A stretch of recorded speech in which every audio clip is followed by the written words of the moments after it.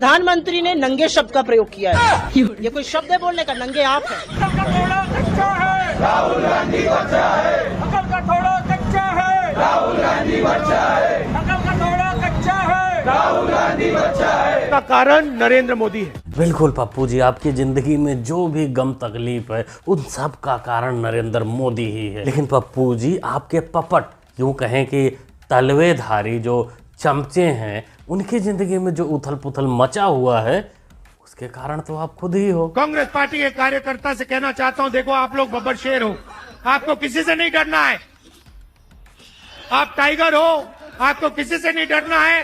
आप आगे बढ़ो, आपके खून में कांग्रेस पार्टी की विचारधारा है। पप्पू जी, से खून दही गुड़ चीनी के चक्कर में आपके चमचे बहक गए थे और आपके पार्टी के चरित्र के अनुसार बेचारे नंगे हो गए थे और आज 5 दिन के लिए उनको रिमांड में भेज दिया गया। पप्पू जी, आपको पता होना मांगता है कि घोड़ों की रेस में चमचों को नहीं दौड़ाया करते, दौड़ाएंगे तो नंगा होना ही पड़ेगा। किसने, कौन कह रहा जगहसाई? जगहसाई इनकी हो रही है। इनका पूरा असलियत इस 12 बच्चों ने खोल की, 5-6 बच्चे जितने भी थे उन्होंने खोल के रख दी।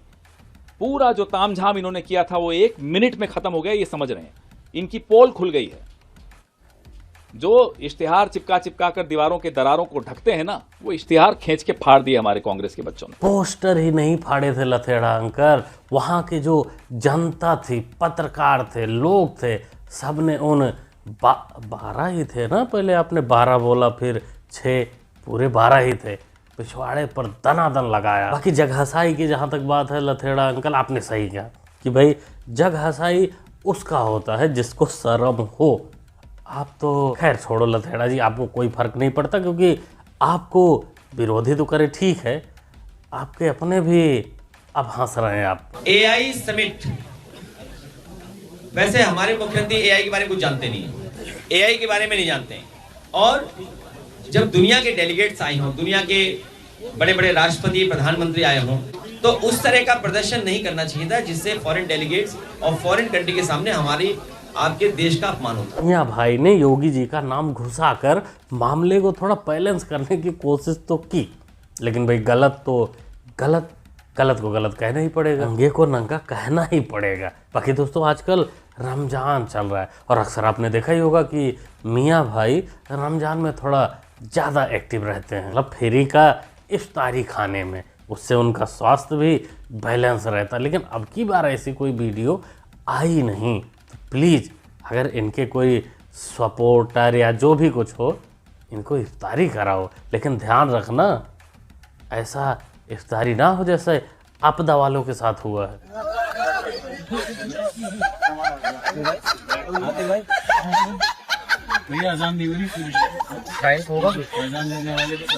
आपदा के सिंह साहब का पत्तल चाटने का समय था 6:06, लेकिन अजान देने वाले मौलाना को ही सजा हो गया, बेचारा घड़ी देखता रह गया। क्या गरीब किस्मत है इन आपदा वालों की। चुनाव लड़ते हैं तो सीट गायब हो जाती है और फ्री का भोजन पहलने आते हैं तो मौलाना ही गायब हो जाते हैं। आदमी का राशन है और ये राशन ले चुके थे, उसके बाद हम आए हैं। पकड़िए, 8 पच्चे 40 किलो, ये चावल गेहूं दोनों आप ही का है ना? कितना है जी? आइए इधर, 8 आदमी का 28 किलो। देखिए ये चावल हम वजन कर रहे हैं, 18 किलो चावल है, दिखाइए। 18 किलो चावल है, ले जाइए इसको। पकड़िए पकड़िए। 18 किलो चावल है और 10 किलो जो है ये गेहूं है। 18 और 10 28 के जी, 18 और 10 28 किलो, और इनको मिलना चाहिए 8 पचे 40 किलो। ये तो समस्या जेन्युइन है भाई। जो भी राशन सरकार की तरफ से आता है उसमें से पर पर्सन 1-2 किलो कोटेदार लोग काट लेते हैं, तो इस पर सरकार को ध्यान देना चाहिए। कुछ ऐसे कड़े कानून नियम बनाओ जिससे कोटेदार का झंझट ही खत्म हो जाए, लोगों के पास डायरेक्ट पहुंच जाए राशन, पैसे के फॉर्मेट में या जैसा भी हो। नहीं तो इसको बंद करना ज़्यादा बेहतर रहेगा, क्योंकि इसके कारण लोग आलसी बनते जा रहे हैं। और वीडियो में दिखाता ही रहता हूँ कि कोई 20 बच्चे पैदा कर रहा है, कोई 25 बच्चे पैदा कर रहा है और सीधा सीधा बोल रहा है हमें तो इतना राशन मिल ही रहा है, एक बच्चा और आएगा तो 5 किलो और बढ़ जाएगा। साथियों, आसाम के मुख्यमंत्री जिनका नाम हेमंता बिस्वा शर्मा है, अलग अलग नामों से जाने जाते हैं। कुछ लोग उनको हेमंता बिस्कुट शर्मा बोलते हैं, कुछ लोग उनको हेमंता विशैला शर्मा बोलते हैं, लेकिन नाम उनका हिमंता बिस्वा शर्मा है। तो जब मुंह खोलते हैं, कुछ लोग जो उनसे डरते हैं वो अपनी हंसी छिपा छिपा कर हंस तो लेते हैं, और कुछ हम जैसे लोग जो नहीं डरते वो खुलकर हंसते हैं। लथेड़ा अंकल, आप लोगों के जीवन में बचा ही क्या है? हंसना और नंगा होना। हेमंता के विरोधी जो हैं वो हेमंता को बिस्कुट नमकीन या जो भी कुछ कहते हो, अच्छी बात है भाई, विरोधी का काम है कहना। लेकिन लथेड़ा अंकल, आपको तो आपके अपने ही कूट देते हैं। Pawan Khera and your colleagues have said that you're not part of the Pawan Khera has said 2 years ago that I do not represent the Congress in any capacity whatsoever. So it's not new. He is a tattoo, a puppet of the Congress. He's not a spokesman. ये हैं कांग्रेस के पुराने नेता मणिशंकरैया, जो लथेड़ा को उनकी असली औकात बता रहे हैं। ये लथेड़ा को पपेट बता रहे हैं, मतलब भौंकने वाला डॉगी।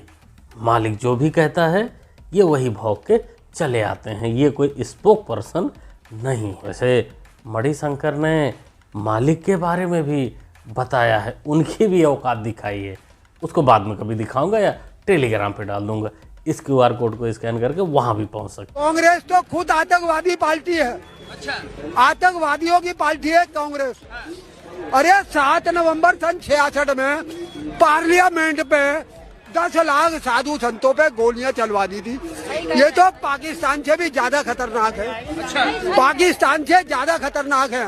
ये वही कांग्रेस है जिसने भोली भाली महिलाओं के सन 62 में जेवर उतरवा लिए थे। कंट्रोल चाचा कंट्रोल, आपने तो कांग्रेसियों की वो भी खोल दी जो AI समिट में बची हुई थी। वो खोलना तो पुलिस का काम है ना, जो उनको रिमांड मिली है उसको लाल करना उनकी जिम्मेदारी है। बाकी दोस्तों, ताऊ ने जो बोला कांग्रेस के बारे में, भाई ताऊ पुराने हैं, उम्र इनकी हो चुकी है, तो इन्होंने कांग्रेस का वो सारा कार्यकाल देखा हुआ है कि कांग्रेस क्या थी, क्या करती थी। बाकी ताऊ ने गद्दार भी कहा, तो गद्दार अच्छे से अगर कोई डिफाइन कर सकता है तो वो हमारी आर्मी है।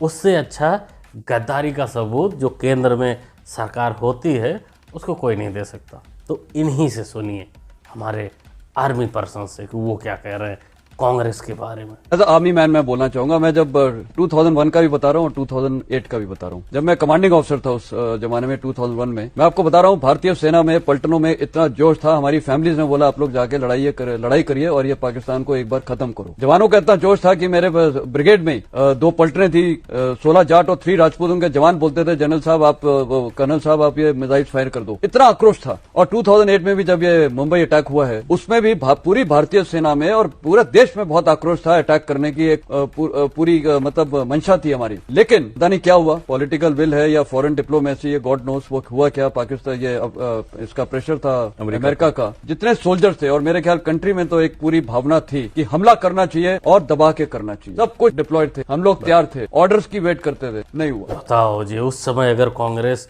ऑर्डर दे दी होती हमारी आर्मी को तो आज ये पाकिस्तान नहीं होता, और पाकिस्तान नहीं होता तो ये बांग्लादेश भी नहीं होता, और कश्मीर का मुद्दा भी नहीं होता। वैसे देश को जहां तारीफ करने की ज़रूरत है वो तारीफ भी करती है। इंदिरा गांधी की तारीफ करती है क्योंकि उन्होंने बांग्लादेश को बनाया, पाकिस्तान से तोड़कर छीनकर, वहाँ तारीफ बनती है। लेकिन यही काम 1948 में अगर कर दिया होता कांग्रेस ने तो ना बांग्लादेश का झंझट होता, ना इन पिल्लों का झंझट होता, और ना ही आज वो जो सबूत गैंग एक्टिव हो जाती है वो भी नहीं होती, क्योंकि ज़रूरत ही नहीं पड़ती। मेरे यहाँ गुजरात में मुस्लिम संप्रदाय में मैं समझता हूँ कि 70 जातियाँ ऐसी हैं जो ओबीसी हैं, और मेरे गुजरात में जब मैं था उनको ओबीसी की कैटेगरी में बेनिफिट मिलता था। मुस्लिम में भी जातियाँ होती हैं, और इतने सारे, भाई आज तक तो हमें नहीं पता था, क्योंकि चांद मियाँ ने कभी अपने भाषणों में इसका जिक्र किया ही नहीं। वो तो उनको अल्पसंख्यक कहकर उनको फायदा पहुंचाते रहे, राशन झुग्गी बांटते रहे, उन्होंने कभी जातियों में बंटवारा करने की कोशिश नहीं की। हाँ, कोशिश की तो सिर्फ हिंदुओं में। आजकल हमारे देश में मुफ्त की रेवड़ी बांटकर वोट बटोरने का कल्चर लाने की भरसक कोशिश हो रही है। ये रेवड़ी कल्चर देश के विकास के लिए बहुत घातक है। इस रेवड़ी कल्चर से देश के लोगों को और खास करके मेरे युवाओं को बहुत सावधान रहने की जरूरत है। बिल्कुल चांद मियां सही फरमा रहे हैं कि अगर बीजेपी की सरकार आई होती और देश का प्रधानमंत्री नरेंद्र मोदी बने होते तो ये जो फ्री वाली रेवड़ी है दिल्ली में, बिहार में, यूपी में, मतलब जो हर जगह प्रदेश में बांटी जाती है इलेक्शन के टाइम पर, ये चीज़ें बंद हो गई होती और युवाओं को 5 किलो राशन पर निर्भर नहीं होना पड़ता, वो आत्मनिर्भर बन गए होते अगर पीएम नरेंद्र मोदी होते। मांग उठाई यूजीसी के विषय को लेकर माननीय केंद्रीय शिक्षा मंत्री जी से भी, पार्टी के वरिष्ठ नेताओं से भी, और सबने हमें आश्वासन दिया कि इस पर बिल्कुल गंभीरता से विचार भी होगा और नेचुरल जस्टिस की जो प्रक्रिया है उसके देखते हुए किसी के साथ अन्याय ना हो और कोई बदलाव करने पड़े, हमने कहा वो भी करना चाहिए, ताकि ये जो भय भ्रम वाली स्थिति बनी है जिसके कारण आक्रोश खड़ा हुआ है, वो आक्रोश को खत्म करना चाहिए और लोगों की भावनाओं को देखकर ही निर्णय लेना चाहिए। ठाकुर साहब, शायद आपको पता नहीं कि ये सारे रायता आपने ही फैलाए हैं, मतलब बीजेपी ने फैलाए हैं और आप आज उनसे ही सवाल करने की कोशिश कर रहे हो। अच्छी बात है, कोई नेता तो चलो यूजीसी पर सामने आया, उसको लगा कि नहीं गलत नियम कानून बने हैं, ब्राह्मणों के साथ गलत हुआ है, लेकिन आपको भी अपना कुर्सी ध्यान देना चाहिए क्योंकि आपके इस बयान के बाद आपका वो जो मंत्री वाला पद है वो गड़बड़ हो सकता है। तो ध्यान से, क्योंकि मोदी जी ने जो लकड़ी ली है वो काफ़ी खतरनाक है, ना आगे जा रही है और ना ही बाहर निकल रही है, तकलीफ हो गई है।